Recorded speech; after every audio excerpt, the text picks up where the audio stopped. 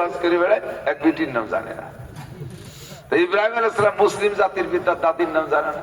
তা আমি বললাম যে একটু পরে করছিস, তুই কদি তোর দাদির নাম কি? এর মধ্যে বেশিরভাগ মানুষ কিন্তু নিজের দাদির নাম জানেন না, তাই না? তা আমার দাদি মারা গেল 40 বছর আগে, সেই নাম মুখস্থ রাখলাম না। ওরে কোনো কত দাদির নাম কেউ দাঁড়ান, বাড়িতে শুনিয়েছি আমার মা।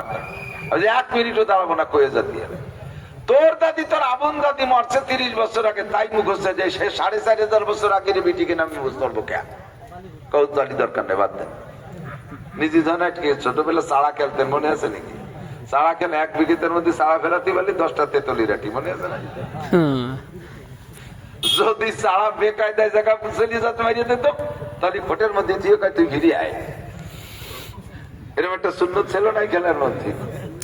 যখন ব্যাকে আসতে বলে সেই সময় তার দিয়ে খোলবা, এ খোল ভাব। এইরকম আজে বাজে প্রশ্ন কন্যালা মেলা থাকবে, তাদেরকে জবাব দেওয়ার জন্য যে কবর আজাব কি, সবার তো কবর হয় না। তোমরা যে কবর আজাবের কথা বলো, কত মানুষের বাঘে খেয়ে বেলায় দেয়, পানিতে পুড়িয়ে মারা যায়, আগুনে পুড়িয়ে যায়। এরা একে কি হবে? একে তো কবর হয়নি, রাস্তাঘাটে পড়িয়ে মরে রয়েছে, পয়সা গলিয়ে গেছে, গাড়ির তলে ডলে গেছে, কবর কবর হলো অধিকাংশ মানুষের, মানে সবই ধরে নেওয়া হবে কবরের। 2-1 এরকম ব্যতিক্রম হয়ে গেলে সেটা ধর্তব্য না। আরবিতে বলে অলি লাকসারে হুকমুল কুল, অধিকাংশের উপরে হলো রায় দেওয়া হয়, সেই হিসেবে কবর আযাব বলা হয়েছে। বাকি এই আযাবটা হলো আলমে বারযাখের আযাব। আপনি মারা যাওয়ার সাথে সাথে আপনার ওই জগতের সিস্টেম শুরু হয়ে যায়, শান্তি ওই জগতে, অশান্তি ওই জগতে। এই বারযাখের জগতে কেউ জান্নাতেও যাবে না, জাহান্নামেও যাবে না। তবে রূহটা বডি থেকে বেরোয় যাওয়ার পরে আপনাকে 3টে প্রশ্ন করা হবে।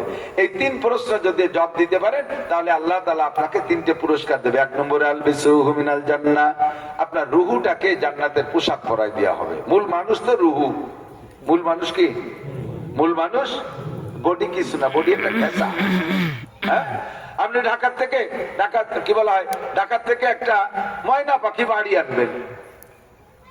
আপনার বাড়ি আনার মাকসাদ হলো ময়না পাখি, কিন্তু পাখিটারে তো এমনি আনা যায় না, আনতে কৃষি করে, খাঁচাই করে। খাঁচা আপনার উদ্দেশ্য না, উদ্দেশ্য পাখি।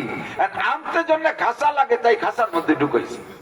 রুহুটাকে, রুহু অরিজিনাল মানুষ, এর দুনিয়ায় পাঠানোর জন্য একটা একটা কিছু লাগবে, তো একটা পাত্র লাগবে। এই বডিটা হলো রুহের পাত্র, এটা খেঁচা,